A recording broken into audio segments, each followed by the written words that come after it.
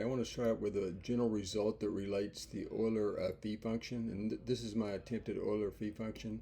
Phi at n is a function that just returns the number of relatively prime integers less than n. Okay, less than or equal to n, I guess, technically. And I'm going to write down a result here that's fairly obvious if you just give any thought at all to what phi of n actually does. Okay, it trivially, and I hate to say that because it's always insulting to somebody, but phi of n divides n factorial. Okay, and again, the reason is phi of n. It's a counting function, very simple counting function that counts the numbers, number of integers less than or equal to n that are relatively prime to n. For example, phi at p is p minus 1. That's almost the definition. Okay, but this number is always going to equal to 1, 2, 3, up to n minus 1, right? And these are all clearly factors of n factorial. So this is a trivial result. Now, why is this important? Well, think about how large this number is. And in fact, it's impossible to think about it. 7 to the 20th is big enough, but 7 to the 20th factorial minus 2.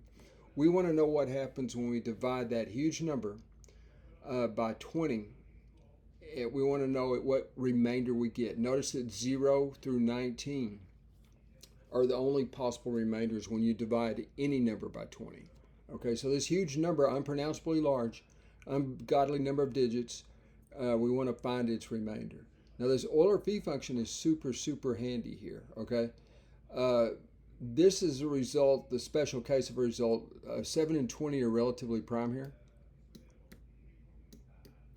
Okay, and you need that to be true. The modulus and the base have to be relatively prime in order for us to appeal to this result, all right?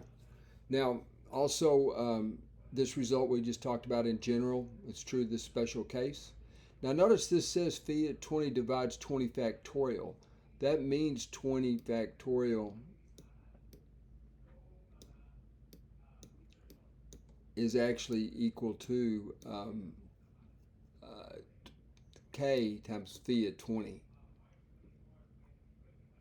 I call it k, standard constant, integer constant, okay, times phi at 20.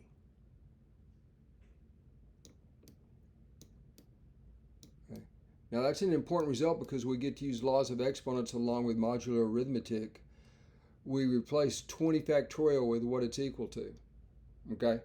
And of course, this part right here, we've just, by the Euler totient function result, this part is just 1 in modular arithmetic. So you got to be careful by using the triple exclams right here. And so what we've learned is something pretty important. We've learned that 7 raised to the 20th factorial is the same thing as 1 modulo 20, but we want to know what the remainder is when we raise 7 raised to the 20 factorial quantity minus 2, okay? Now what bails us out here and makes it real simple without having to do a whole lot of calculations is this notion of a multiplicative inverse modular arithmetic. Now let me just write this down. 7 times 3, and if this wasn't easy to discover, this problem would be harder.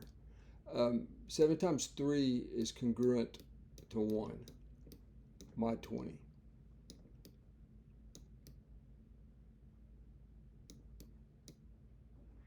Okay, you can think of that. Let me just put 20 right here. Okay.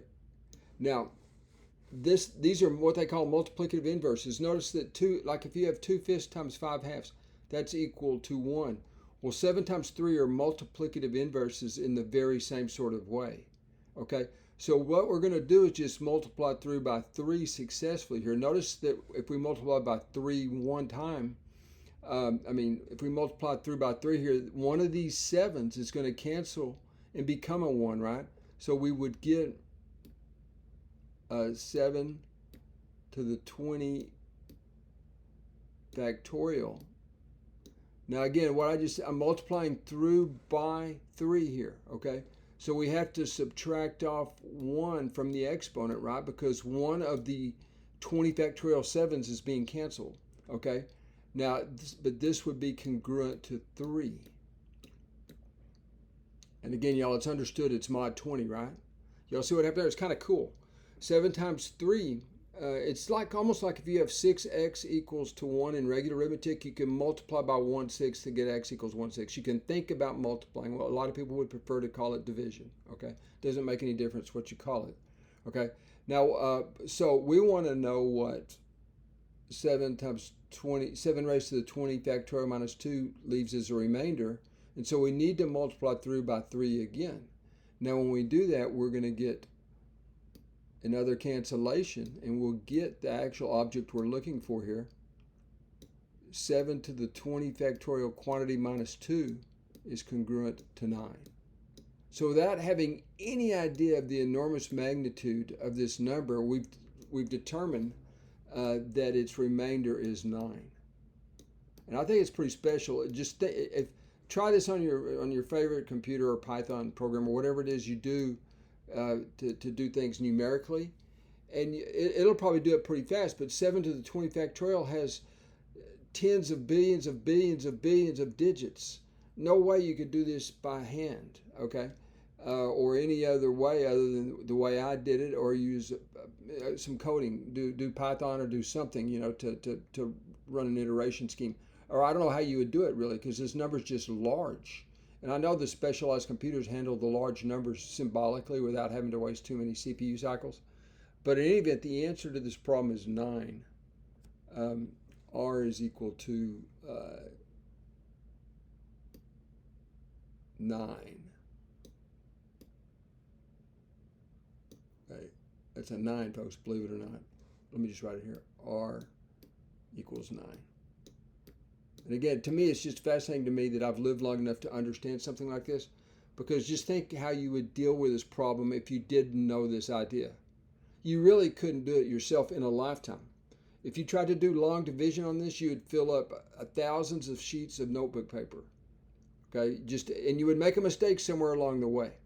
Okay, so again, a very fascinating problem in my opinion. R equals 9 is the answer. Thanks for viewing.